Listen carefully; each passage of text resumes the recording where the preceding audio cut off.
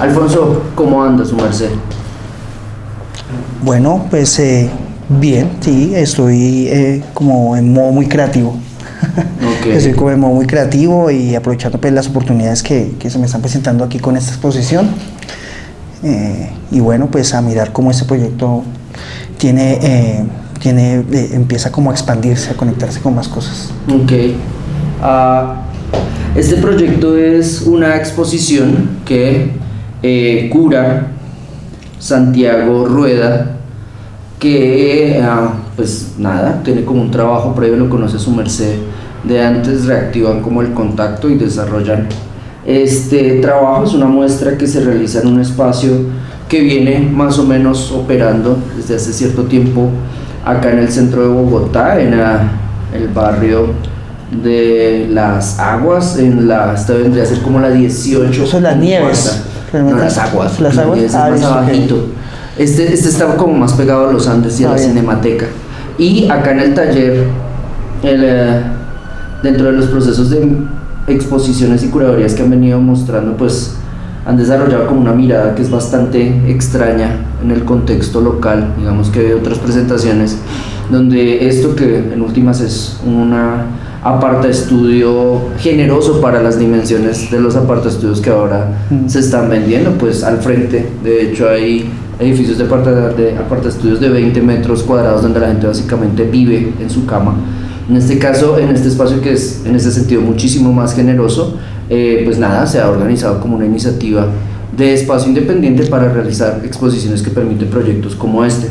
Entonces, para hablar del proyecto suyo como tal, pues quisiera porfa que por un lado tratáramos de entender, como de enmarcar el título del proyecto, y dentro de ese título del proyecto la labor de curaduría que realizaron con Santiago Rueda, como de qué hablaron para realizar la curaduría que estamos viendo acá. Bueno, digamos que el origen de esto es bien curioso, pues con el tema de las redes sociales uno publica, uno postea y empiezan a preguntarle, oiga, ¿usted en qué anda? Uh-huh. Entonces, digamos que la génesis realmente de esto viene hace un año con el Festival de Artes Vivas en Tenjo, sí. Organizado por Ruby Marín, Catalina Contreras y Juliana Schonwald, de Casa 13, que es un espacio independiente en Tenjo. Entonces me habían convocado para que yo hiciera como una especie de taller para el festival interactivo. Entonces digamos que estaba yo muy interesado siempre por la música electrónica, y entonces como que me dijeron a mí que si podía hacer yo algún tipo de conferencia y taller. Entonces al final quedé con dos actividades, que era un taller de Cotap, de la técnica mística de William Burroughs, que hice un taller con materiales encontrados y juegos como desde el azar. Y entonces esa conferencia de música electrónica la planteé como una conferencia experimental. Uh-huh. Y lo loco es que ahí se prendió como una lucecita, como un bombillito, donde se me ocurrió jugar con un personaje con el que venía yo rondando en mis fantasías sonoras, que dije algún día voy a hacer una pieza electrónica y voy a tener ese personaje. Entonces dije, pues ¿por qué no sacarlo ya? Uh-huh. Entonces el personaje era como un coda, como un híbrido raro entre un black metalero y un beach boy, uh-huh. Hablando de temas cyberpunk. Uh-huh. Entonces esa conferencia terminó volviéndose un performance. Uh-huh. Entonces ahí en redes el profesor Santiago Rueda me escribió de una vez, me dijo, ¿usted en qué anda? ¿Usted en qué anda? Y empecé como a mostrarle las temáticas ahí, y dijo, bueno, déjeme digerir esto, está loco, está chévere, y el consejo de él siempre como que ha sido, créase su cuento, porque es un cosmos muy complejo eso y al mismo tiempo tiene una carga como metafórica, poética muy potente. Entonces lo vine desarrollando el año pasado con más muestras y ejercicios, digamos que con eventos que se organizaban en Tenjo, específicamente con la Casa de la Cultura de Tenjo, yo tomando clases de performance porque no conocía nada de performance. Entonces, dándome la oportunidad con la Casa de la Cultura de Tenjo, la profesora Catalina Contreras, entonces empecé a desarrollar más esta pieza y para final de año entonces Sandra Castro me dijo a mí: Sandra, usted, Alfonso, también ¿en qué anda? Que lo he visto ahí publicando como muy creativo en redes, cositas, dibujos y fotos raras de su performance. Entonces me dijo a mí que yo le dije a ella que tenía ganas de hacer un performance con una motocicleta. Entonces ella quedó como: wow, eso suena de lujo. Entonces pensamos, digamos que pensamos en un momento en meter la moto acá al apartamento y todo, pero después nos dimos cuenta que eso nos podría volver una cámara de gas de Auschwitz prendida, porque el tema era que la moto, el exhausto, empezara como a funcionar como un generador, una excusa electrónica, ¿no? El sonido del exhausto filtrado con pedales y sintetizadores, ¿no? Un oscilador, una especie de oscilador, o un generador de sonido, o un dron. Entonces había una expectativa fuerte con la moto, el sonido real y toda esa filtración, toda esa experimentación que podía pasar, más las lecturas. Y bueno, entonces en un momento creo que yo al profesor Santiago Rueda no lo veía hace por lo menos unos casi 10 años, casi 10 años o más. Y entonces Sandra me escribió un día y me dijo: hablé con Santiago, él ya ha visto cosas tuyas, yo le conté lo que querías hacer y queremos reunirnos contigo para hablar del proyecto. Vine, nos reunimos y fue una lluvia de ideas genial, o sea, un trabajo como con el montajista Sergio, con Sandra, la directora, con Alejandro, el productor de aquí del espacio, Santiago como curador, y yo acá pues también con mi pareja que trabaja con temas de artes vivas. Entonces con Ruby Marín, que fue la organizadora del Festival de Artes Vivas donde yo presenté el performance, la primera vez, donde todo empezó como el germen de la génesis de todo este personaje. Entonces como que con todo lo que se había hecho, claro, era un testigo vivo de lo que estaba ocurriendo todo el año pasado, y las personas acá como a la expectativa de qué se ha hecho y qué se va a hacer, ¿no? Entonces vinimos y empezamos a botar ideas. Entonces me pusieron un reto increíble que querían, obviamente, un reto instalativo más complejo, ¿no? No solo el performance, sino aprovechar el espacio. Entonces empezamos a hacer una lluvia de ideas, anotamos. Y bueno, entonces cuando yo ya llegué acá, digamos que a comienzos de este año empezamos a votar ya, a formalizar las cosas, y ya llegué como a mediados de finales de febrero, y ya veníamos hablando de cosas, de toda la logística. Y me vine acá, casi a vivir a la galería, a este espacio. Empecé a trabajar con materiales encontrados, conseguí 30 cascos de motocicleta milagrosamente. Y corrimos como todo este riesgo instalativo, materiales encontrados, una carga conceptual curiosa, muy definida, muy cuidadosamente diseñada. Y el profesor Santiago Rueda, muy atento a todo ese desarrollo conceptual. Y pues claro, creo que fue un trabajo en equipo, fue un trabajo donde se iban presentando sorpresas, y corrimos el riesgo ya de pintar la pared de negro, de jugar con todo ese tema de las corporaciones, todo ese tema, ese chiste nihilista del black metal, que es una carga fuerte que tiene el personaje iconográficamente, como la cultura pop, y al mismo tiempo como una cosa como de odio al humano, y el beach boy con mis bermudas cuando vivía en la costa. Entonces jugando como con ese beach boy criollo, y bueno, las luces de neón, jugando con la ciencia ficción, Tron, películas ochenteras, dispositivos ochenteros, basura, cascos de motocicleta, velocidad, bueno, una cantidad de elementos de la cultura popular, la misma religión, digamos que un cruce de cosas siempre canalizadas de mi vida personal, un juego como con el autorretrato, las ficciones, que es un juego muy chévere, como autorretratarse, es un ejercicio muy chévere, eso es lo que me ha gustado desde el principio del ejercicio hace un año, como el juego de autorretratarse también es un juego de ficcionarse. Y en esas ficciones uno se da cuenta de una cantidad de enchufes que lo atraviesan a uno y uno puede jugar con ellos, no puede reinscribir con ellos o sobreficcionarlos y salen un montón de cosas. Empieza uno a invocar una cantidad de fuerzas ahí que empiezan como a materializarse en ejercicios, en esas excusas de ejercicios que llamamos plásticos. Ok. Bueno, chicos. Bueno, chicos.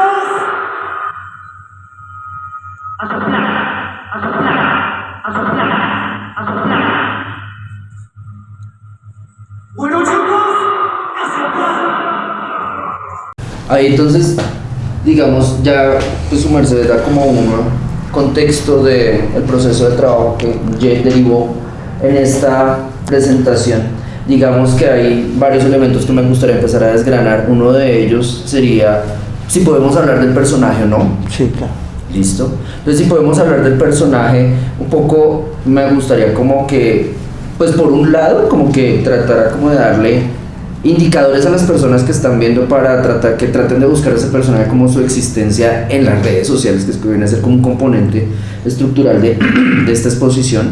Por otro lado, me gustaría también que en términos de la descripción del personaje, pronto su merced nos hablara de la iconografía que lo rodea, en ese sentido de ese black metalero que incorpora ciertos elementos que ya son como cliché dentro de la identificación más mainstream que tenemos de estas culturas, como relacionados con maquillaje excesivo, como cruces entre maquillaje como esquemático del rostro para como esquematizar ciertos gestos que a su vez este maquillaje contrasta con prendas en el sentido de usted vive en Tenjo, en la sabana de Bogotá, el usar zapatos de cuero, pantalones de cuero apretados con taches no puede ser tan funcional ni en términos de supervivencia social ni en términos de adaptación al clima. Entonces un personaje que también se adapta a ello, y pues también usted recuerda cuando está en la costa y este personaje es un beach boy.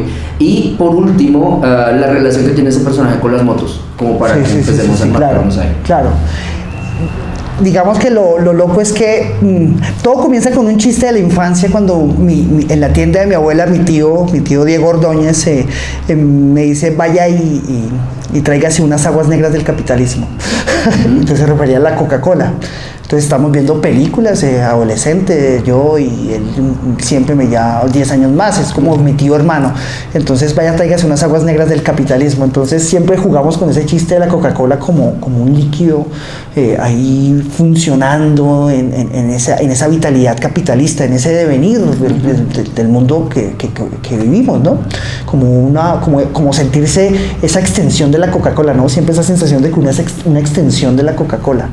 Entonces tráigase unas aguas negras del capitalismo. Entonces yo empecé a jugar en Instagram, justamente en redes, cómo llamarme, y empecé a postear mis dibujos y a postear pues lo que me rodeaba también como decorador, escenógrafo y tallador de piezas en icopor para centros comerciales. Entonces se cruce como entre lo escenográfico, esas escenografías llamémoslas desechables, y mis dibujos, que también trabajo con temas de basura, y todo este cuento de esta iconografía pop, todo este filtro pop, ese hackeo pop.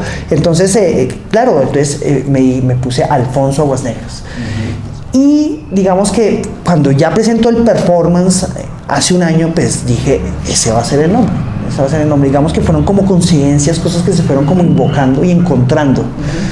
Entonces como que terminó materializándose algo que yo venía casi desde adolescente germinando inconscientemente y pum, derivó en Alfonso Aguas Negras. Y claro, lo loco es que este personaje tiene muchas reflexiones para llegar ahí. Cuando yo vivía en Cartagena, o sea, era uno como habiendo conocido las culturas acá en la 19, en Nutaves, cuando existían todos esos bares de metal y los mismos conciertos de metal en Facatativá, que es el pueblo donde crecí, Entonces todas estas pitas excesivas narcisistas de por sí, pero pues divertidas al fin y al cabo.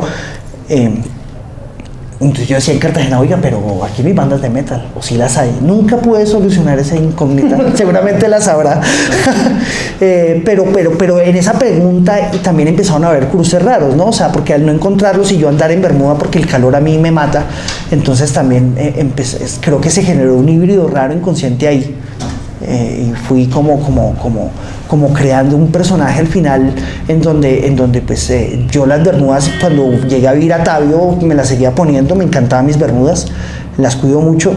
Y entonces como que al mismo tiempo este corpse paint, que es el maquillaje esquemático al que te refieres, que bueno, es algo que viene desde Alice Cooper, pasando por Kiss y todo eso, que obviamente en el death metal, sobre todo a través de Mayhem y su cantante Death, digamos que fueron el personaje que como que logró un hito, como un paradigma del corpse paint, en donde ya el corpse paint no estaba afectando la nariz, y entonces al quedar la nariz blanca se vuelve más bestial, ¿no? O sea, hay un diseño ahí muy, muy sencillo y se vuelve como una cosa de, pues ellos siempre con esa mística del bosque, como una bestia del bosque en la oscuridad, ¿no? Entonces la nariz se pierde profundidad.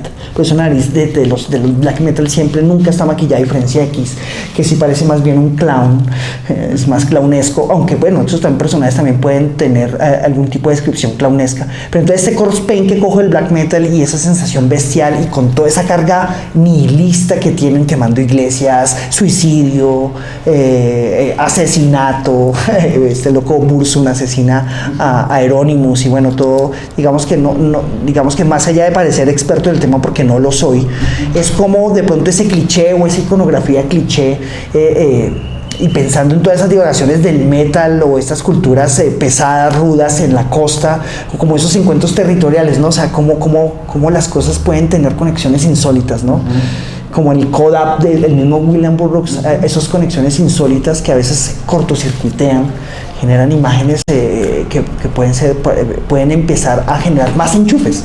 Entonces un beach boy blackero, o sea, la playa, el black metal, ese nihilismo, al mismo tiempo esa burla del nihilismo, ¿no? O sea, como que está ahí vivo, pero al mismo tiempo es curioso, ¿no? Porque todos al final estamos aquí sin saber, o sea, en este devenir, ¿no? Estamos ahí. Vivos o muertos. Entonces era como un juego con eso, vivos o muertos frente a ese consumismo.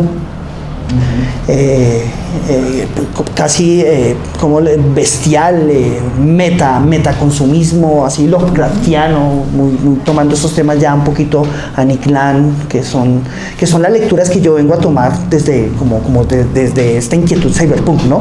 Por el tema de la música electrónica. O sea, realmente yo llego a todos estos temas de estos filósofos en las lecturas, la distorsión electrónica, el tema de la moto también, como mirando parte, por ejemplo, el tema de la moto parte como un recurso sónico que va inyectándose con una carga, obviamente, de una reflexión como es el caballo del siglo XXI en el proletariado, ¿no? O el siglo XX, hablo del siglo XXI por un presente en el que vivo, donde me encuentro en un barrio de interés social, y las motos para ellos es sagrado, o sea, las cuidan mucho o las compran con mucho esfuerzo de segunda. Entonces también empieza a haber una carga muy, muy fuerte en este presente, en el siglo XXI, en mi caso, de reconocer esa moto como un vehículo tan popular, de que si la gente trabaja, vive en Tabio o en Tenjo o en Facatativá y tiene que ir a Bogotá, entonces el tema de la puntualidad, el tema de que no hay tiempo, ¿no? Entonces, y más con esa conexión con todos estos referentes de la cultura popular, sea Tron o sea el mismo Akira, por ejemplo. En Akira las motos son tan presentes, ¿no? Entonces es como jugando con eso, ¿no? O sea, jugando como ese autorretrato ficcional, o sea, yo, mi mundo, y como que me fantaseo por un momento con todas estas películas que como que me han impactado bastante. Entonces, pero también con ese juego, ¿no? O sea, como están estos dispositivos, entonces como la moto la convierto yo en un oscilador o en un generador de sonido, en una excusa sónica, y juego con mi voz y juego con todas estas lecturas cyberpunk de todos estos filósofos que que creo que están contando cosas muy interesantes. Al día de hoy creo que están planteando cosas que a mi parecer me parecen muy cercanas, parecían muy extrañas, muy experimentales, pero son muy cercanas, ¿no? Entonces también pues es todo este tema, ¿no? O sea, uno también es un híbrido de un montón de cosas que vienen de afuera, pero también ese juego, ¿no? Desde que uno pues viene del proletariado y lo ficcionaliza y lo ridiculiza, o sea, ridiculiza en el sentido como que hace un blaquero con una capa de Superman, un chaleco Levi's que se lo regaló el tío, unas chancletas, la bermuda. Entonces es como que ese cut-up raro, esa extrañeza, ese payaso, ¿no? Ese payaso y empieza a jugar con todas estas lecturas que al mismo tiempo son despiadadamente académicas y al mismo tiempo despiadadamente experimentales, y son, digamos que también muy plásticas, son experimentales, o sea, hay muchas formas de abordarlas. Entonces siento que como que hay una cantidad de dispositivos para jugar que siento que me atraviesan a mí y con el cual puedo ficcionalizar o ficcionar todo eso que al mismo tiempo, esas ficciones que también me construyen a mí. Okay. Nada es verdad. Todo está permitido.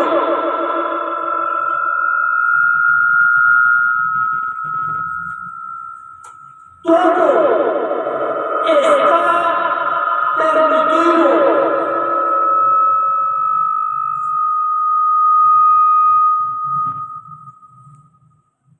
Digamos que una de las dudas que tenía era, sí, sobre todo eso, como atendiendo al hecho de su procedencia y una deformación cultural, donde básicamente como habitante de una ciudad de montaña completamente encerrada en sí misma y una ciudad como que vive a partir de la negación como de los otros que llegan, de las otras ciudades que hay en el resto del país, etcétera. Esta ciudad es Bogotá. Me hacía la pregunta de manera estúpida respecto al hecho de cómo opera un black metalero en Tenjo o cómo opera un aceleracionista en Tenjo. Sin embargo, en esta Semana Santa aproveché pues el periodo de recocha de los católicos para viajar por la sabana de Bogotá y encontré que mi ignorancia es tan supina al respecto que niego el hecho de que hay una conexión económica entre la sabana de Bogotá y la ciudad de Bogotá como tal, donde por ejemplo pueblos como estos vienen a ser ciudades dormitorio donde está la masa obrera que le da energía a este parásito enorme que se los traga y los mata y después los devuelve en forma de cadáver como sujeto que muere en un atropellamiento aquí por eso, por tratar de llegar más rápido, por cumplir con un puto pedido de Rappi, por entregar algo que no le pertenece a él, sino que ese sujeto simplemente es como un agente de movimiento y velocidad en medio como de esa aceleración sin ningún sentido de nada. Y por otro lado, respecto a Facatativá, precisamente con mis padres orgullosos uribistas votantes de Federico Gutiérrez y de Rodolfo Hernández, y ahorita van a votar por María Fernanda Alcabal las veces que quieran o que les toque. Ellos pasaban conmigo, pues de hecho yo no manejo, mi papá maneja, y él pasaba por Cartagenita, un barrio que durante ahorita la movilización del último paro nacional fue como fundamental respecto a los encontronazos y como los ejercicios de violencia salvaje que desplegó juiciosamente el Estado colombiano contra la juventud. Y el comentario de mis padres, insisto, orgullosos uribistas, era como, puta, este es el barrio donde los niños de la primera línea se desordenan y bloquean a todo Cundinamarca. Y una cosa de las que me llamó la atención es que aparte de su uribismo, mi papá sobre todo, que fue como chofer de camión y se manejaba en esa zona, él destacaba el hecho de que Cartagenita es un pueblo que vive alrededor de una planta industrial, que es algo que después de la apertura económica, después de que llegara César Gaviria, como que desapareció en nuestro imaginario, como que Colombia es un país que aporta personas para servicios, personas para teleperformance, personas para una economía tercerizada donde aquí no hay industria para ni puta mierda, lo cual es falso. Entonces cuando uno ve eso y ve como esa mole alrededor de la cual se construyen y se derivan, casi como que se desgranan casas donde hay personas que habitan y que están cerca de la fábrica pero dependen de ella para que ella también les succione, que también es una zona como de movilidad social en el sentido de que las personas de allí salgan de pobres, sino que es bastante dinámica en términos de intercambio social, pues como que esa zona sea uno de los espacios iconográficos de las movilizaciones también daban cuenta como de esa complejidad, de esa estructura económica que atravesamos, de la cual o ante la cual el aceleracionismo o ciertos filósofos que su merced cita bastante, pues de los cuales este es un contexto como espacio-temporal y económico sobre el cual estos filósofos quieren dar razón. Y antes de pasar a ello también me interesa como destacar el hecho de que hay una iconografía ochentera donde se confecciona un cierto tipo de música, un cierto tipo de ciencia ficción, un cierto tipo de relación con el tiempo y con la historia, donde en muchos casos se banaliza en términos pop, voy a utilizar como esa expresión que se maneja, se banaliza en términos pop la relación con la historia para construir relatos de pasado y de futuro y resolver de manera muy chambona, muy gringa, muy de Los Ángeles, pero de Los Ángeles como una ciudad de detritus y como de agotamiento intelectual, como que se resuelve de manera chambona el futuro. Entonces Terminator es una clara muestra de ello, Robocop es otra muestra de ello, y de ahí para allá una gran cantidad de contenidos a nivel del audiovisual, donde la cuestión de la calidad formal a nivel intelectual o de desarrollo audiovisual, a la mierda, lo que importa es entretener, asustar, aterrorizar y generar ojalá consumo para que en la franquicia, para que sigamos viendo Terminator 2, Terminator 3, Terminator 2000. Y en ese sentido me llama la atención que también en esta exposición hay una repetición como de temas. Digamos que el autorretrato aparece mucho, hay como muchas versiones de usted, digamos. Me gusta mucho el Aguas Negras que está escupiendo el arcoíris, que además está como chambonamente enmarcado, donde igual no importa la calidad de la enmarcación para mostrar la imagen, o donde también proliferan cascos. Entonces, para hablar del aceleracionismo, vuelvo otra vez a la moto, como para cerrar esta pregunta, respecto a los cascos, porque su merced destaca que fue una fortuna haberse encontrado con estos cascos. Entonces, ¿dónde se encuentran no tantos cascos? Bueno, eso, o sea, partiendo de los cascos, digamos que es como un súper regalo que solamente se pudo hacer en la sabana. No sé si se hubiera podido hacer en Bogotá. Cuando intenté conseguirlos en Bogotá me di cuenta que aquí son costosos. Pero también fue un mundo ir aquí en la 19, en la 17, 18 con Caracas. No vi cómo hubiera dirección, pero es como un templo de la motocicleta donde hay un tráfico, como si la motocicleta fuera un órgano con el cual se trafica, ¿no? Bueno, una cosa es entrar a los locales donde todo está nuevo, eso ya es algo que uno reconoce. Creo que para mí la aventura fue... Que además están iluminados como esta zona. Sí, claro, hay una cosa... Como una discoteca y local. Sí, claro, yo creo que es como un tema de la velocidad, ¿no? Es un tema como de cómo nos relacionamos con la luz, ¿no? Cómo nos fundimos con la luz, ¿no?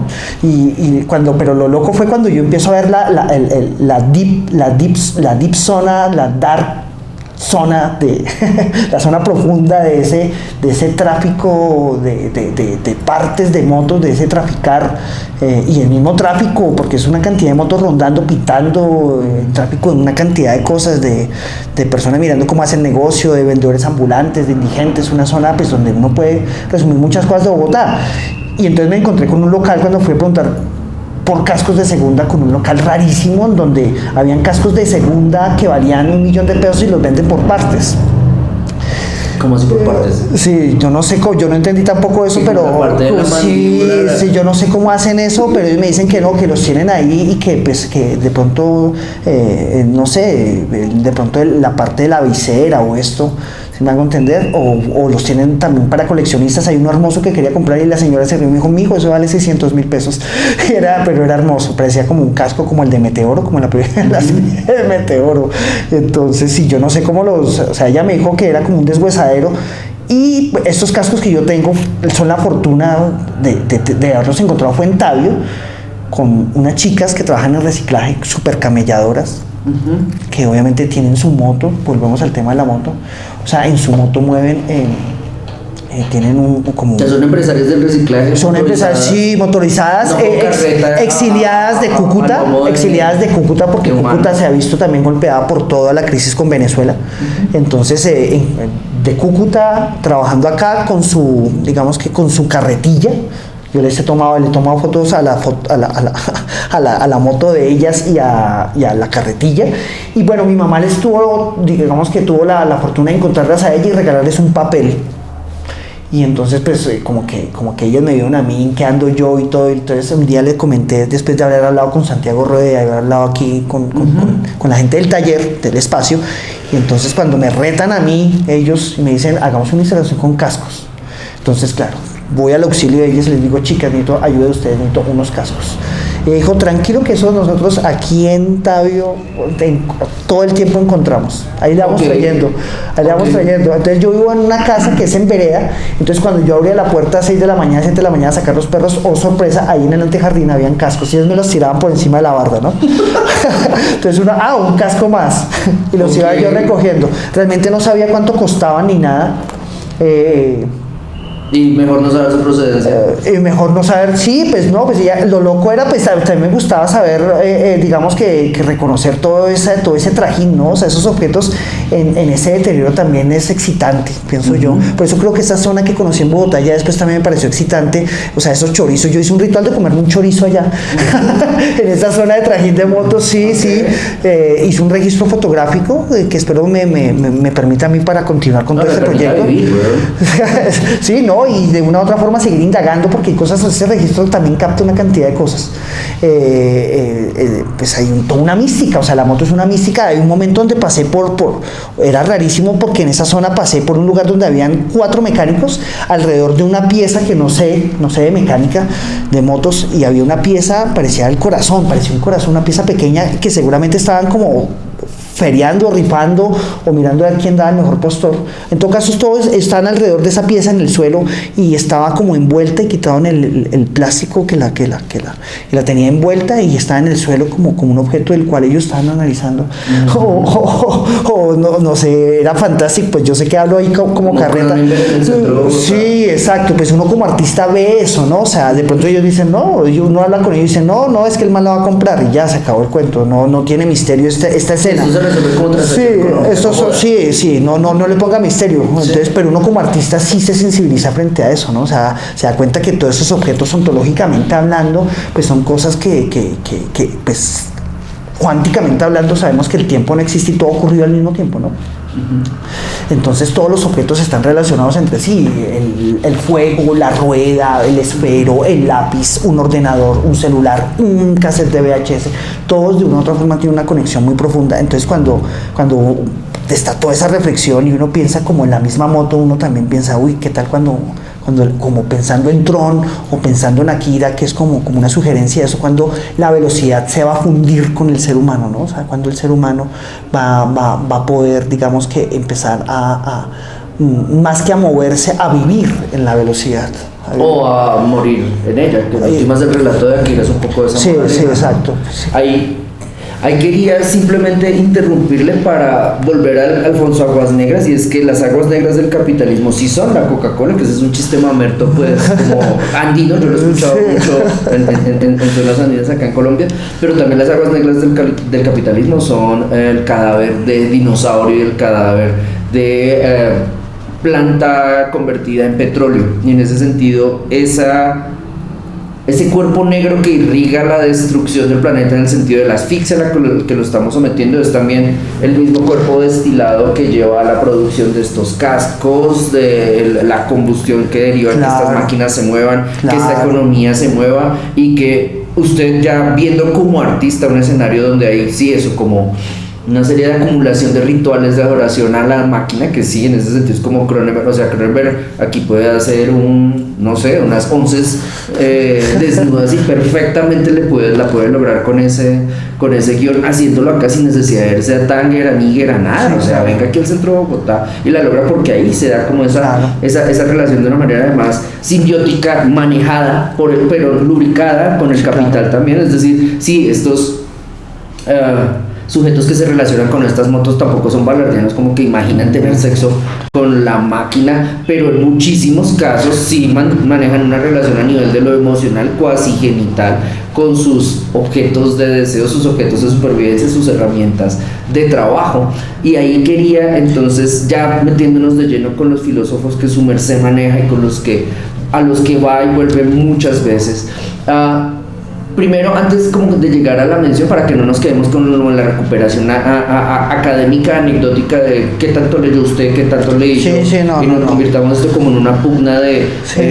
Sí, el cuento no es distanciarlo, sino la cercanía. Hay una cosa que yo he notado y que su merced me ha dado a entender como los diálogos que hemos tenido antes, y es que el acercarse a este tipo de filósofos, que ahorita su merced nos va a decir cuáles son, le permite tratar de entender como el contexto sociocultural en el que nos desenvolvemos, un poco volviendo como a esa parte donde yo preguntaba como, bueno, ¿cómo se acerca usted a estos sujetos para interpretar el mundo que está viviendo? Y por otro lado, para desromantizar lecturas ya pasadas que nos han venido como adecuando la interpretación de la contemporaneidad en términos de lo posmoderno, en términos de la sociedad panóptica, en términos de pensar una crisis de los estados nacionales y cómo resolverlo allí, sino que de hecho las herramientas de lectura y de reflexión tienen que ser mucho más complejas para un contexto muchísimo más complejo, donde de hecho aquí acudo como a esa recuperación de lo trans y de lo queer en el sentido de combinar, superar el binarismo para poder entender la complejidad donde estamos metidos y donde estamos participando y donde estamos respaldando incluso ese tipo de perpetuación de estos sistemas de explotación, pues como un poco para hacerlo más adecuado como una mecánica, como una vía de interpretación. Entonces, para hablar de esos autores me gustaría como que su merced me recordara la manera en que me explicaba cómo trataba de romper el acercamiento académico y establecer un acercamiento mucho más empático, mucho más de cuerpo que siente empatía por temas, contenidos y modos de pensar en ciertos libros que a los que su merced va y vuelve una y otra vez. Claro. Y creo que quiero conectar dos cosas que su merced insinuó antes para entrar con esos filósofos y con la misma experiencia, creo que el mismo performance de Alfonso Aguasnegras electrónico, con ese juego de la música electrónica o con esa excusa, ¿no? Para acercarnos a unos temas que pueden llegar al mismo tiempo a ser más trascendentes, o sea, no pensar la música electrónica. La cámara de gas discotequera. Sí, claro, porque al mismo tiempo la música electrónica no puede ser un discurso tan formal, ¿no? Que es el discurso que estamos viviendo, ¿no? Y con al que siempre caemos, ¿no? De ir a pasar rico y pagar caro y ¿me hago entender? Uh-huh. Entonces también pensar la electrónica como algo que nos atraviesa, ¿no? Y como que hay una cantidad de ficciones ahí alrededor. Entonces cuando usted toca Cartagenita, y quiero partir de ahí y quiero también nombrar a mi gran colaborador con la música electrónica, con el que me ayuda con todo eso. Yo soy más medio chavo del 8 con eso. Y esta persona sí, digamos que es rara la relación entre él y yo, formalmente hablando y conceptualmente hablando. Entonces todo partamos de Cartagenita también como una situación en la que me encuentro diariamente cuando vivía en la universidad y viajaba de Faca a Bogotá, Faca, en una buseta que llamaba La Galaxia, que le prometía a uno llegar, se llamaba La Galaxia, sí, y la idea que le vendía a uno a La Galaxia es no paramos, o sea, usted llega de Faca a Bogotá, pues un bólido, o sea, entonces qué miedo, marica. Sí, claro. Es un viejo o un pobre. Entonces no era la de Sabana, la ruta de transporte común que uno conoce en la Sabana, sino en Faca hay una diseñada especialmente para uno llegar acá o retornar a la facultativa. Sí, esa pasa por la 13. Yo llego, obviamente, a estudiar la SAP y tenía que llegar por la 13. Entonces, claro, cuando estaba colgado de tiempo y todo, como todos estuvimos colgados, tocaba La Galaxia, tocaba hacer la fila. Entonces uno pasaba por Cartagenita y Cartagenita para mí siempre fue como un lugar muy ficcional. O sea, siempre, o sea... es como un gran escenario, ¿no? Sí, yo en un momento, yo sentía que los de The Prodigy, los manes de The Prodigy, la gente de The Prodigy, a Kate Flying con su pelo así, diría, ese loco tiene que conocer Cartagenita. O sea, yo sentía que toda esa estética venía más de un lugar así que de un lugar sofisticado como Inglaterra y bueno, y todos esos escenarios, todos estos grandes festivales de música. Me gustaba ficcionar, pensar en ellos más ahí, en Cartagenita. O sea, ahí había un Kent Flying, había un Lion Howlett, había un Maxim Reality, habían todos esos personajes cyberpunk. Entonces Cartagenita siempre lo ficcioné como un lugar cyberpunk y más con el edificio al que usted se refiere, porque es como un edificio como en las fotografías de Bernard Hillabetcher, de estos edificios industriales que empiezan a volverse como unas nuevas catedrales, ¿no? Sí. son catedrales, y entonces Además es enorme, ¿no? Sí, es enorme. Es ver un edificio de los Bernard Hilla Becher, o sea, es ver una catedral industrial, por un lado hermosísima, inquietante, oscura, gótica, futurista, ¿no? Y por otro lado, pues ver al mismo tiempo pues toda la realidad del barrio en sí, porque pues ahí es donde están cerca las empresas de flores, de distribución y producción de flores, que terminan enviando San Valentín allá, todo esto, Integrándose a este primer mundo, claro. Cartagenita está construida solo de gente que ha trabajado, la mayoría, no puedo decir que todos, no conozco, pero sí la gran mayoría, por lo que yo también trabajé allá, tuve la oportunidad de conocer esos espacios fantásticos que pues uno como artista se fantasea mucho allá.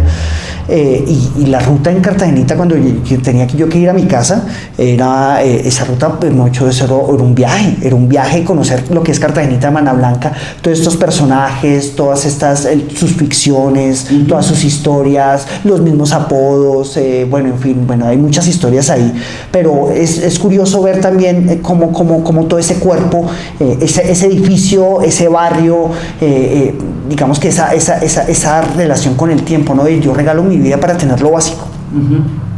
Y al mismo tiempo pues empiezan a crear también obviamente unas resistencias y un resentimiento, que obviamente es el que usted cita con todo el estallido social, ¿no? Entonces obviamente son barrios que tienen digamos que una fuerte respuesta a esas, digamos que a todo ese, bueno, a todas las políticas súper, pues, y hasta inevitables del mismo, esas dinámicas del capitalismo, ¿no? Es una relación que nunca va a terminar realmente.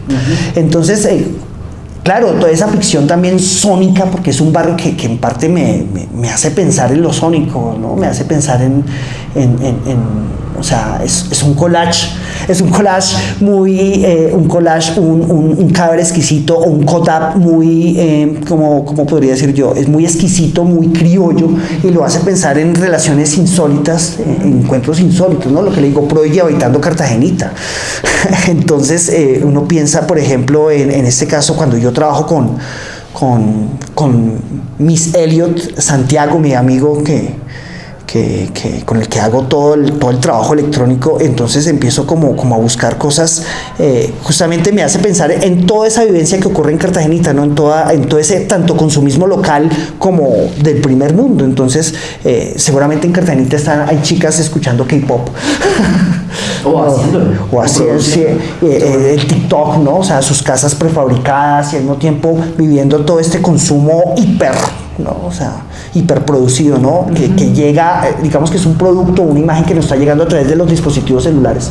Entonces lo loco es ver ese primer mundo, o sea, como esa baja calidad de vida, muy cyberpunk, ¿no? O sea, esa baja calidad de vida y esa intensificación tecnológica, limpia el dispositivo, como los automóviles de Crash en Cronenberg, o las mismas reflexiones que hace Ballard de estas superficies impecables y que son veloces, ¿no? O sea, donde hacemos videos de TikTok, la música está acelerada, casi Alvin y las ardillas, dulcificada. Entonces, claro, entonces empiezo yo a construir con mi amigo Santiago todo ese cuerpo de collage metámosle a Blackpink, porque pues también es proletario, ¿no? También es una cosa ahí que uno como que puede reinscribir, hackear al mismo tiempo, o sea, está a la orden del día, ¿no? Y al mismo tiempo pues todo esta pues Latinoamérica, Cristo, ¿no? Entonces también ese Cristo habitando todos estos barrios populares, o sea, ese Cristo casi mendigo, que creo que se siente bastante en mi exposición.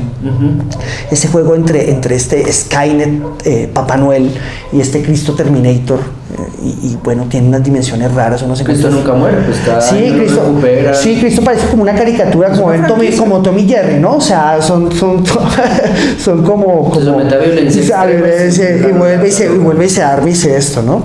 Y al mismo tiempo como pensando en ese indigente con el que uno se puede fantasear que nunca va a morir, ¿no? O sea, como que estuviera más allá, como que ha soportado tanto de estas dinámicas del capitalismo, que al mismo tiempo se vuelve un cuerpo que a uno le parece del más allá, ¿no? Entonces ese juego también me parece bien curioso, y el juego, como pues ya lo hablé, con la tecnología y las dinámicas vulgares del capitalismo, Skynet, Papá Noel. Entonces claro, está Cartagenita, está esta calidad de vida mala, está la hipertecnología reinando, está la misma mística, ¿no? Porque Transportes Galaxia, obviamente uno se echaba la bendición cuando se montaba la Galaxia, se persignaba como el Chavo del 8-1. Sí, o sea, uno se persigna como el Chavo del 8, Padre Santo, Señor Dios. Sí, Padre Santo, Señor Dios, vamos a llegar bien a Bogotá. Vamos a llegar bien. Ahí se vuelve católico. Sí, no, sí, y es que eso es una costra cultural. O sea, mal o no, o sea, uno va a tener una relación con Cristo, así sea para chiste pero está ahí. Entonces, y claro, uno lo piensa en estos barrios, ¿no? En estos barrios es la gente luchando por su comida y unas cosas muy reales. Y ahí. a veces físicamente. Sí, claro. O sea, no es un chiste, o sea, yo, por ejemplo, por mi lado, yo respeto mucho los lugares donde la gente va a orar por cosas problemas delicadísimos, o sea, porque no tiene con qué comer, porque no tiene cómo pagar el arriendo, porque perdió la casa, porque tiene un familiar enfermo y todo eso encima que no hay recursos, ¿no?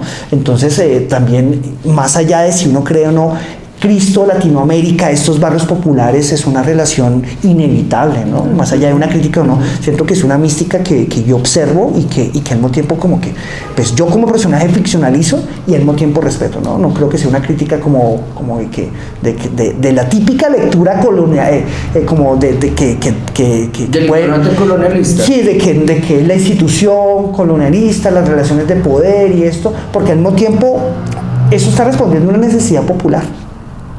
Y esa necesidad popular hay que tenerla en cuenta, ¿no? Uh-huh. Que puedan las instituciones católicas, cristianas, hacer ejercicios de poder, eso lo sabemos.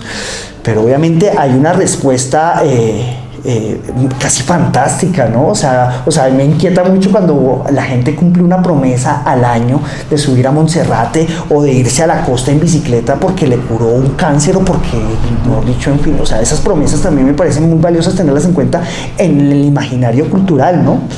Entonces, cuando me habla, por ejemplo, del pop en sí, el pop viene siendo no como un género o un estilo que uno como artista quiera asumir. Al final, yo lo estoy viendo como un metacuento, como un metarrelato del cual qué tan aislados estamos nosotros, ¿no?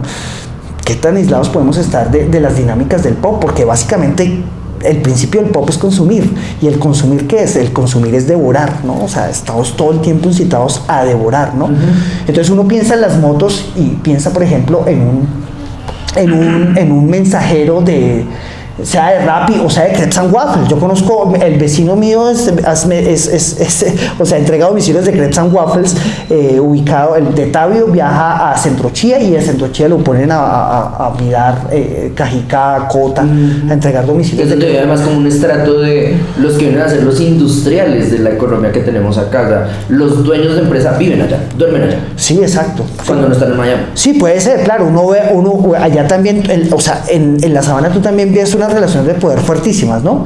Pero al mismo tiempo ves unas dinámicas donde pues, como tú dices, está Bogotá, pero al mismo tiempo hay unos sitios distantes y unas necesidades de consumismo que al mismo tiempo, pues, como lo que pasa con Rappi, lo que pasa con estos mensajeros, pues necesitamos una motico para poder llevar el domicilio rápido y seguir consumiendo, ¿no? Sí. Y en esa entrega, como tú dices, pueden haber accidentes, o sea, uno está jugando la vida, ¿no? Entonces la velocidad también como una cosa delicada en ese sentido, Y eso es como para redondear un poco. Y cuando hay una posibilidad de una reforma laboral, el empleado dice, no hagan reforma laboral, por favor, mantengamos la aceleración, no detengamos, no me dé estabilidad laboral, porfis, no me dé pensión, no Total. me dé salud, la mierda. Y ahí es donde, y creo que ahí es donde podemos, en la entrevista, cuando tú me preguntas por los filósofos, ahí es donde podemos hablar de estos personajes, bueno, llamémoslo filósofos, pensadores o buenos parceros que escriben cosas chéveres, porque para mí leer es como sentarme a hablar con alguien. También me parece, pues bueno, son filósofos, pero también como que también, bueno, jugando con la cercanía que tú pides o como que pides que yo te explique, es como el tema de, bueno, no seamos académicos, porque estos mismos pensadores jugaron justamente a criticar o a cuestionar o a distanciarse, a tomar distancia de esa misma, de lo que llamamos academia o intelectualismo, que son palabras muy pretenciosas, ¿no?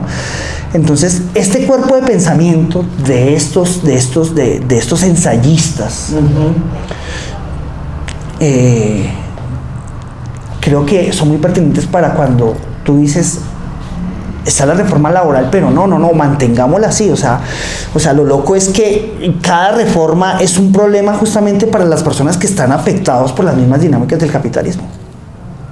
Entonces, en este caso, el tema ya no es de que pensar de que un presidente o el Estado o el buen orden del Estado va a solucionar estas cosas, porque el tema es un monstruo mucho más grande, que es justamente, como dice Mark Fisher, ensayista muy interesante muy cercano a usted.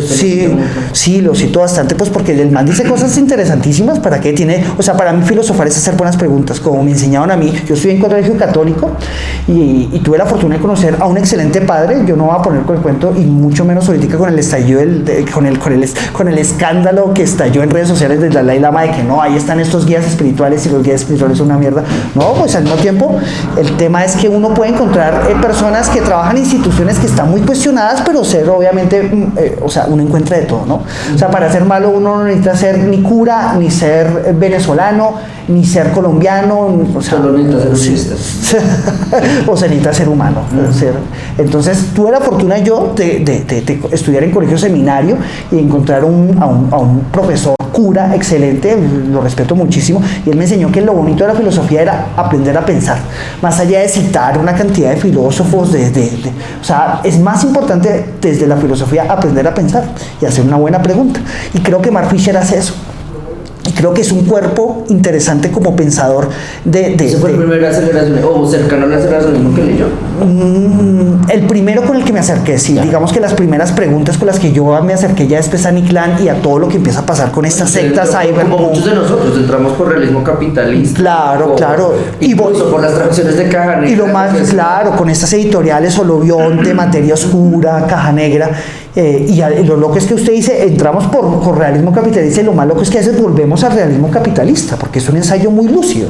Y las preguntas que hace, por ejemplo, de cómo, es más fácil imaginarse el fin del mundo que el fin del capitalismo. Entonces ahí volvemos con estos mensajeros de la sabana. De morir entregando un pedido que tener estabilidad laboral. Es que el tema es que ya está, digamos que ya está inyectado en las dinámicas diarias que sobrevivir es correr riesgos. No hay lío. Creo que la misma pandemia lo vivimos, ¿no? O sea, más, pues, bueno, yo sí creo en el COVID-19, no quiero moverme aquí. O sea, creo que el tema del COVID-19 es un tema justamente de que hay una afuera amenazándonos. O sea, el orden social es una cosa también frágil, y pues un virus puede joder, y jodió.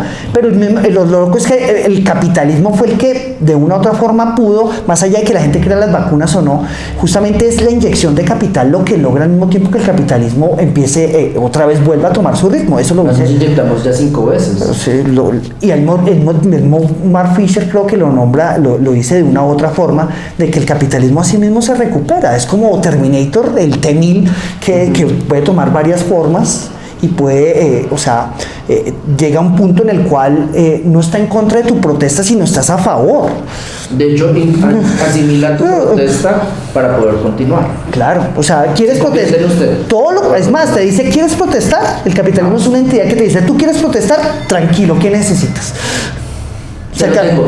Sí, el capitalismo no es una cosa que necesite ni publicidad ni nada, porque ya está ahí.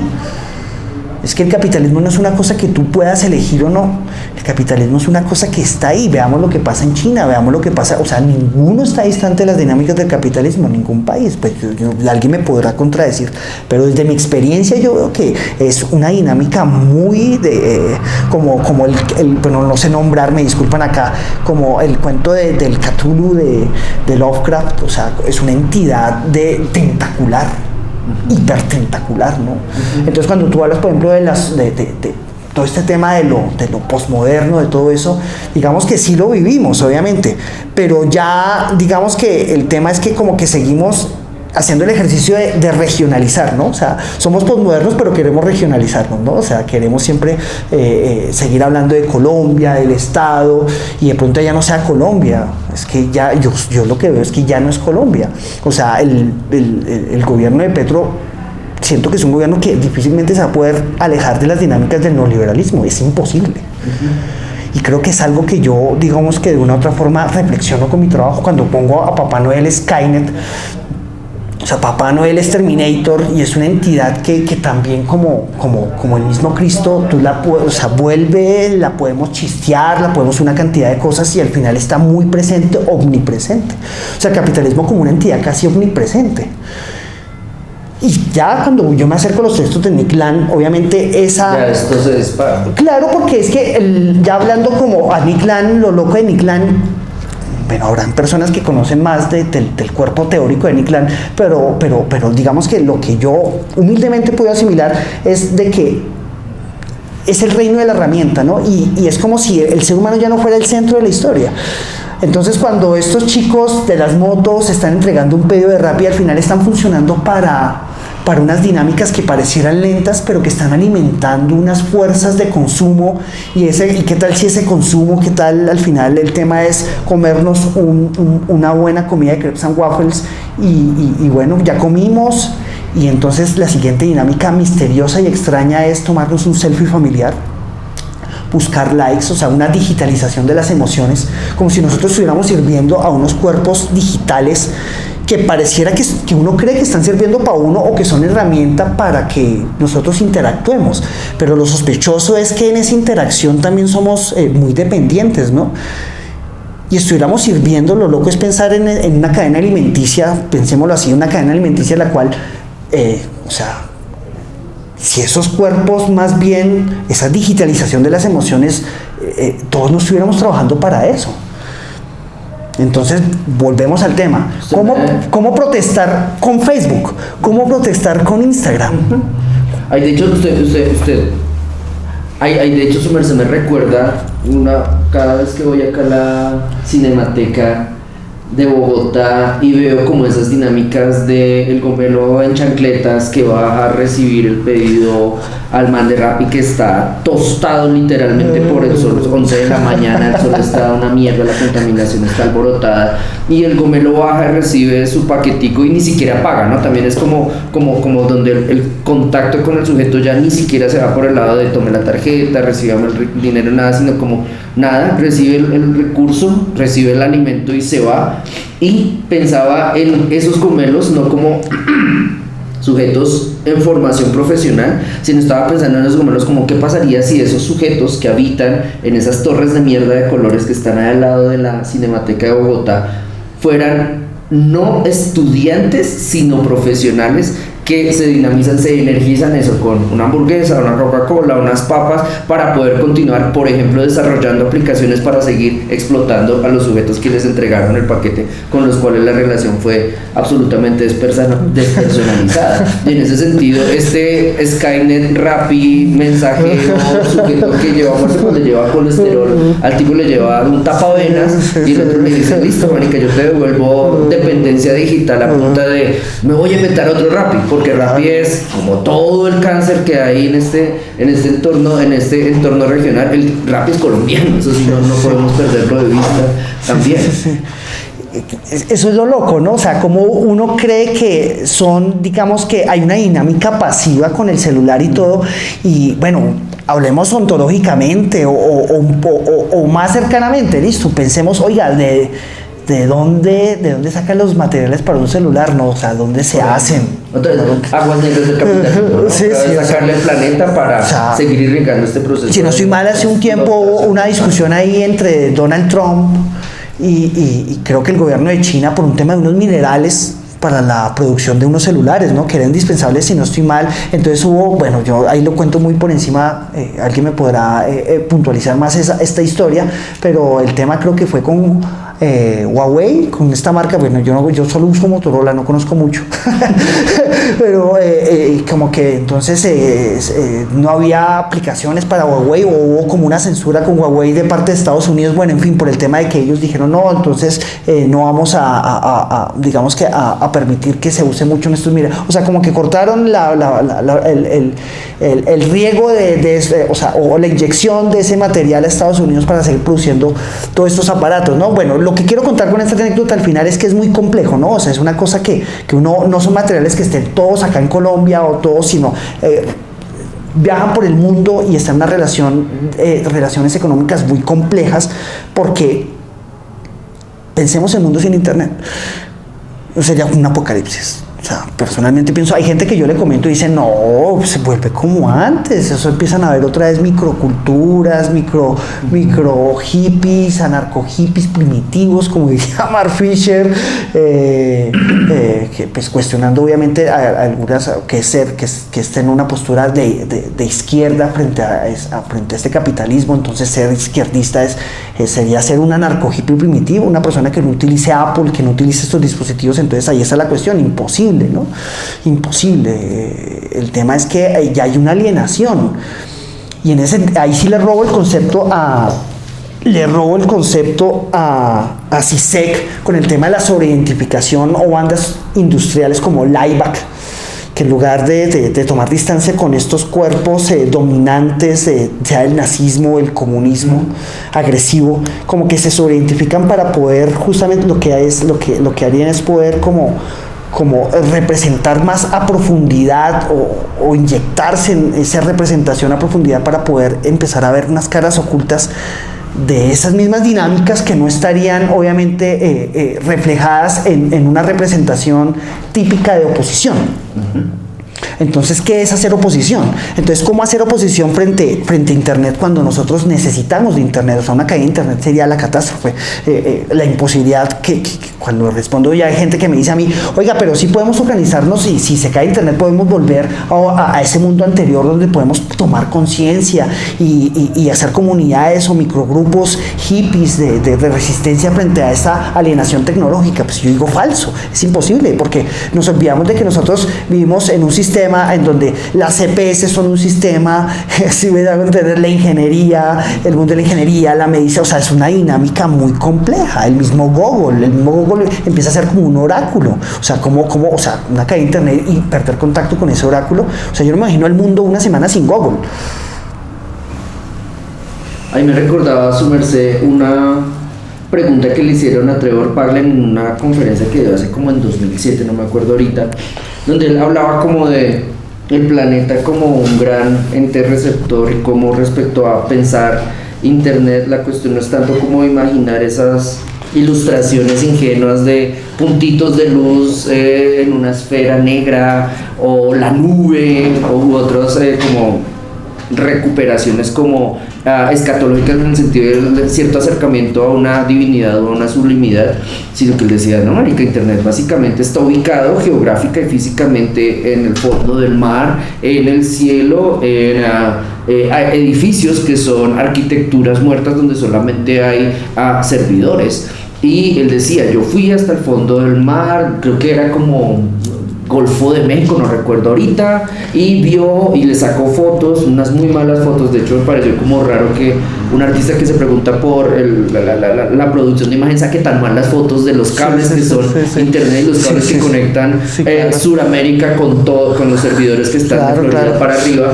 Y él decía que él le sacó una foto a un cable que se llamaba Columbus, de hecho, y que pues nada, le estaba demostrando que ahí estaba Internet y que Internet tenía fisicidad. Y una de las preguntas que le hacía al público era, marica, ¿y usted por qué no cortó ese cable, güey? ¿Por qué no le metió una puta bomba?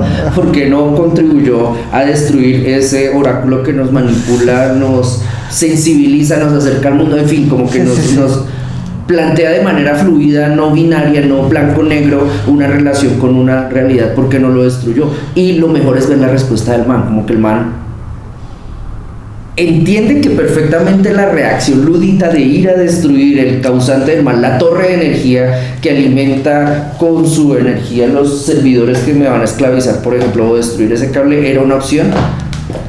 Al pensar que hay una opción, empieza a desarrollar una serie de respuestas, casi que una serie de actitudes para responder, para definitivamente sustentar el hecho de que no lo iba a hacer, pues básicamente porque iba a ser acusado de terrorismo, etcétera, y que la noción de lo delictivo pues era la que iba a empezar a imperar allí, pero no la de, venga, que implica en serio destruir esta infraestructura respecto a los efectos, las consecuencias que ella plantea en los contextos donde nos movemos. Ahí quería, ya para terminar, Alfonso, preguntarle, volver al evento que su merced inauguró, porque pues básicamente esta exposición no es solamente de objetos, no es solamente de hechos significativos como la acumulación e instalación de estos cascos o la misma iluminación en las paredes negras, sino que en la apertura de la exposición Su Merced o Alfonso Aguas Negras hizo un performance. ¿En qué consistió? Digamos que ya nos habló de la parte fallida del performance, pero entonces cerremos esta entrevista hablando de lo que sí realmente logró hacer, que era como toda una parafernalia y toda una escenificación, una actuación, ¿sí? Otra vez la noción de performance como eso que Su Merced marcaba al inicio de esta investigación. Artes vivas, sí. Exacto, una investigación que tenía sonido, distorsión, un público que no sabía cómo reaccionar, un sujeto que estaba adecuado, maquillado de cierta manera. ¿Qué fue lo que pasó en esa inauguración? Digamos que sí, hay una noción fallida. Digamos que la moto no pudo estar acá y no pudo estar afuera, o sea, pero va a estarlo, eso se va a hacer. Digamos que una cosa por el tema logístico con la lluvia, cuidar los aparatos, bueno, todo eso también. ¿Zona residencial? Sí, pero se va a hacer contra viento y marea. Sí, se va a hacer, hay que hacer ese paso, lo tengo que hacer yo, llamémoslo humildemente creativa, como un paso creativo, como un paso formal, como un paso conceptual, siento que lo debo hacer, porque siento que mi performance o esta pieza que estoy desarrollando o este personaje tiene que correr el riesgo de estar en un espacio público, y más aquí en Bogotá. Ya estuvo por allá en Tenjo, ya estuvo en una Casa de la Cultura, ya estuvo en un espacio cultural, ya estaba protegido. Ya estuvo en el parque, en el municipio de Tenjo, ya estuvo aquí dentro de la galería con las mismas piezas, con las mismas proyecciones, con esas piezas ficcionales, con esos ejercicios de autorretrato y con esas fantasías salvajes. ¿Qué hubo ahí? A mí siempre la música industrial me ha llamado mucho la atención, bandas como Coil o como Troven Gristel, en donde la música tiene como esa dimensión ritualística, ¿no? Entonces no es como ver un concierto de Pink Floyd donde quieren obviamente se sabe y de malas el que no le guste, porque es recoger plata, o sea, y lo mismo digo con Kraftwerk, porque ahorita va a venir, pues son bandas que al final es darle plata a los que ya tienen plata. Entonces a mí lo que me interesa de estas bandas es justamente el nivel ritualístico que tienen, que son bandas que nunca pudieron jugar en esas dinámicas capitalistas, o sea que pues por su trabajo pues tuvieron que haber tenido alguna recompensa de boletería, de dinero de entrada, pero nunca pudieron jugar esas dinámicas tan extravagantes de la misma cultura de consumo como estas megabandas. Entonces, claro, cuando ellos le apuestan a esa dimensión ritualística, pues es lo que me llama la atención y es lo que yo quise de una u otra forma, a partir de hacer un pequeño ritual, una misa por chistear, ¿no? Yo sé que puedo estar equivocado, pero llámalo una misa acelerada. Una misa acelerada donde hice una selección de textos de Nick Land. Un poquito de más, sí, digamos que era un tema como casi 20 minutos. Pero trato justamente que las lecturas, ese es el ejercicio y creo que es un reto formal bonito en cómo estos temas, volvemos al tema, cómo filosofar, que lo hace Mark Fisher a través de sus blogs, o lo hace el mismo Nick Land a través de todo este ejercicio experimental literario, porque son textos bastante explosivos y bastante plásticos. Casi como un manifiesto. Sí, por ejemplo, Colapso lo recomiendo de una vez. Colapso es un ensayo vital, o sea, es un ensayo increíble, o sea, digamos que como habla de neochina, por ejemplo, cómo mistifica China, cómo China no se vuelve como una cosa que hasta ahorita uno por el tema del COVID o ciertos, o sea, como que está tomando cierto protagonismo mundial, sino China también empieza a ser una entidad complejísima, ¿no? Empiezan a volverse casi como una excusa para jugar plásticamente, ¿no? Y creo que eso hago en el performance cuando empiezo como con temas bastante provocadores. El mismo Nick Land con todo su pensamiento, que creo que lo nombraba acá justamente, como Nick Land se pregunta, bueno, ¿cómo al final escapar del capitalismo? ¿No? O sea, al mismo tiempo, no sé si lo preguntará así literalmente, pero siento que esa ha sido una de las preguntas de él, o sea, ¿cómo tomar distancia? Es una pregunta clave de él, o sea, ¿cómo tomar distancia cuando es una vaina que al final atraviesa la noción de Estado, atraviesa la noción global? Es más, que se vuelve casi cósmico. Para él el capitalismo es una cosa que se está ensamblando desde el futuro, es más. O sea, es muy Terminator. Creo que en la universidad él decía que venía del futuro, o sea, empezaba a ficcionalizar. O sea, es más, las mismas ficciones empiezan a ser un recurso súper necesario a la hora de pensar él, ¿no? Hablando de Nick Land, que creo que les debía un poquito de él, justamente cómo las ficciones también empiezan, y es mi ejercicio también, cómo empiezan a hacer un cuerpo de pensamiento, ¿no? O sea, no como la academia y las ficciones aparte, ¿no? Es de los encuentros con su tío, ¿no? Como Claro, el claro. dialogar respecto a X películas funcionaba también como construcción. Es que la cultura de consumo es eso. La cultura de consumo es algo que te construyó ya, no que te construye, pues se sigue pero ya te construyó, o sea, te inyectó, tú ya de ahí, o sea, ¿cómo hackear eso?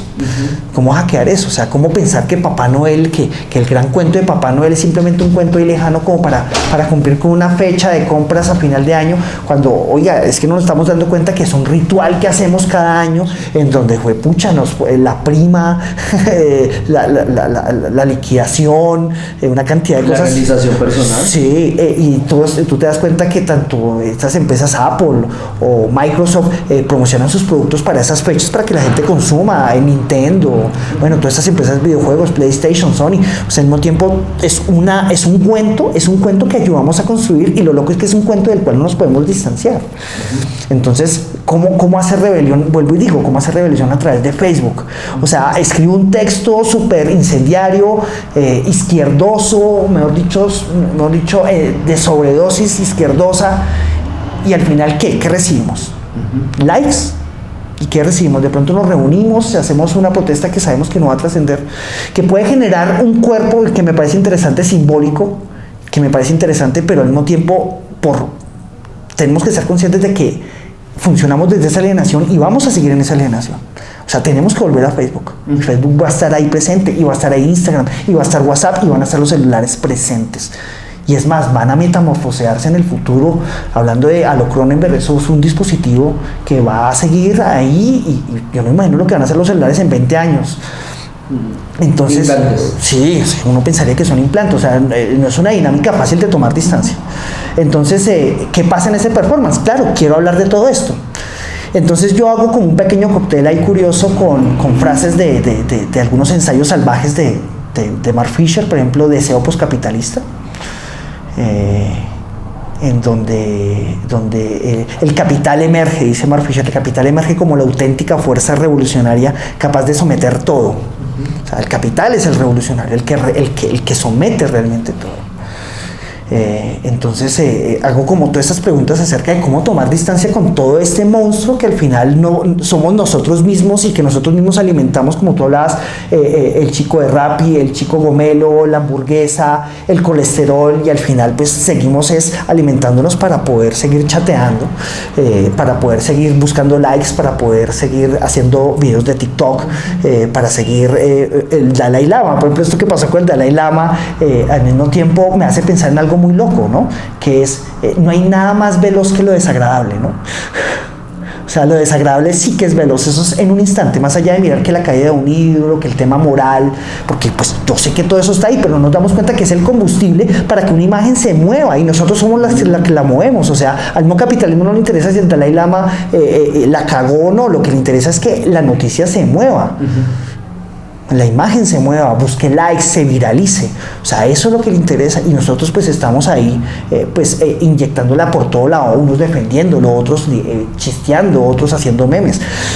Entonces, ese pequeño cóctel que hago aquí en el performance con estos ensayos de Mark Fisher, Deseo Postcapitalista, con el mismo colapso de Nick Land, y con el almuerzo desnudo de William Burroughs, que me parece que para mí personalmente es de los primeros textos acelerados, como el Code como una herramienta en la cual casi cuántica, en donde esos encuentros insólitos son encuentros anacrónicos, como mi personaje, o sea, el black metal, Superman, o sea, es un chiste.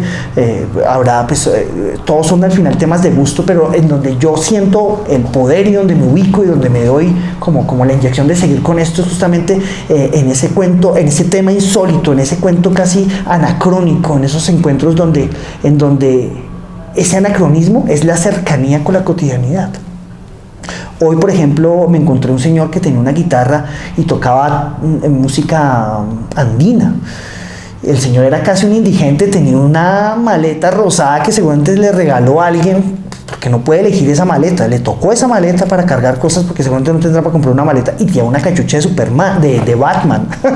Entonces, la pinta del man, esos encuentros anacrónicos. Un caballero de la noche. Sí, es que lo loco es eso, no es pensar de que yo estoy diseñando, sino que justamente siento que estoy respondiendo a cosas que están ahí afuera.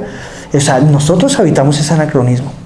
Lo habitamos. Los mismos memes son anacrónicos. Los mismos memes están jugando con un anacronismo increíble. O sea, tú puedes hablar de una noticia de Colombia a través de un meme hecho con el Señor de los Anillos, con Frodo. O sea, Frodo termina haciendo un chiste sobre Francia Márquez. ¿Sí me entiendes? O sea, es una cosa, y lo entendemos.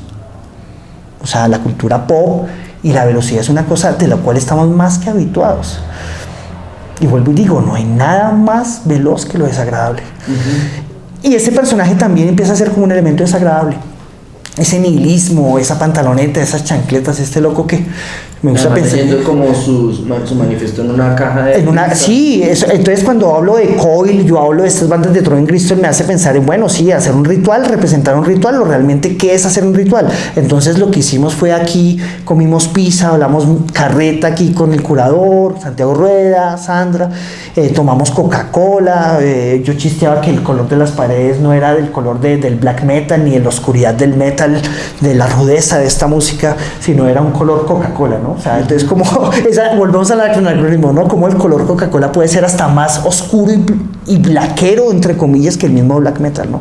O sea, ¿qué es más denso?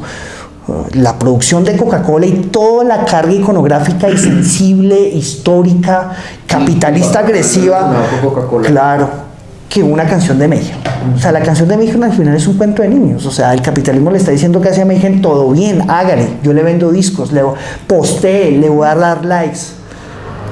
Mátense, mejor. Suicide, o sea, pégase un tiro, ¿se voló los sesos? No, del putas. Sí, re bien. Un Estéreo Picnic. Sí, o sea, esa es la pregunta, o sea, ¿qué es más oscuro? ¿El color de una chamarra de un black metalero o el color oscuro de una botella, de la bebida, del líquido de Coca-Cola? Porque es un líquido, lo loco es que es un líquido. Entonces, comimos pizza y utilicé todos esos cartones, ¿no? El cartón también como un elemento así como, y aparte aquí en Colombia y en Bogotá el cartón, hablando más localmente, ¿no? O sea, siento que es un elemento que tiene una carga iconográfica muy fuerte. Entonces cogí estos cartones y los guardé. Obviamente Sandra estaba como en berraca diciendo, no, Alfonso, no más basura, no guardes más basura acá. Y yo escribí los textos de Nick Land y de Mark Fisher y de William Burroughs. Escribí frases que seleccioné, que edité como si fueran samples, recortes, collabs insólitos, casi al azar, ¿no? O sea, hay tanto que elegir que podía elegir también tan poco. Tenía 20 minutos, ¿no? Y tenía que ser también, en ese performance tenía que ser coherente, vuelvo y digo, son temas que pueden parecer pesados, por lo que querías darles cierta cercanía, y la forma de darle cercanía es como a través del humor, del chiste, ¿no? A través de este clown, o sea, yo me veo como un clown, o sea, ahí es donde yo me veo como un clown, como un narrador de cuentos. Yo me veo como un clown, como un narrador de cuentos, me gusta me parece más cómodo operar desde ahí. Entonces, claro, saco la caja de pizza de Domino's Pizza, ahí pongo el texto de la frase que saqué de Deseo Postcapitalista, y bueno, hago toda mi teatralidad de mirar y empiezo a preguntar justamente por ese anarco-hippie primitivo imposible al cual podemos llegar, por más disgustados que estemos con todas estas dinámicas del capitalismo. Okay. Y William Burroughs, pues vuelvo y digo, El almuerzo desnudo, yo lo considero como la primera, una pieza acelerada, no sé si aceleracionismo en el estricto sentido de la palabra, habrá gente que y con toda razón me va a refutar esto, pero pues en lo personal me gusta la palabra acelerada, porque es que está acelerado, o sea, es un texto que es cuántico, es un texto que pareciera un texto que si tú lo lees en voz alta sientes el hackeo, así sea una mala traducción. Siento que así sea, en el mismo ejercicio una mala traducción, que son más malas las traducciones que hay de Mark Fisher, de William Burroughs, siento que al leerlo en voz alta pasa algo. Y me gusta esa dimensión ritualística, esa dimensión de hackeo, de cortocircuito, con ese pensamiento lineal, y empieza a invocarse como un caos sugerente, como ese cero inmenso, o esa amenaza, ese afuera radical del cual también habla Nick Land, que cita bastante, ¿no? O sea, como que está nuestro sistema de pensamiento, este lugar seguro, esta sociedad, ¿no? Y un momentico otro llega un virus como el COVID-19 y amenaza todo, ¿no? Esa fuera radical. O llega un apagón de internet. Sí, o un apagón de internet, todas esas cosas. Fluido eléctrico, sí. Y chao. Y bueno, y surgen una cantidad de preguntas que hemos tocado creo que a través de esto, o sea, cómo distanciarnos, cómo responder, cómo sobreidentificarnos con esta alienación, cómo chistear, porque hacer memes es sobreidentificarnos al final con esta alienación. O sea, no hay nada más alienante que responder con un meme a la misma alienación. Bueno, pues ahí está la conclusión, muchas gracias. ¿Listo? Guillermo, a ti. Vale, hombre. ¿Listo? Vale. Listo. Hablamos entonces. Chao. Listo.